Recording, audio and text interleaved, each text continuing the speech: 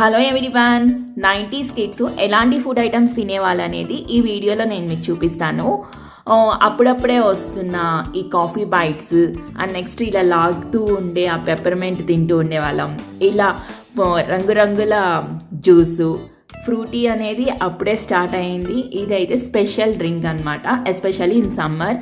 ఇలా రోలా కోలా అని చెప్పి ఇది కూడా తినేవాళ్ళం. ఎక్కువగా అక్కడ టూత్ పౌడర్స్ యూస్ చేసేవాళ్ళు కోల్గేట్.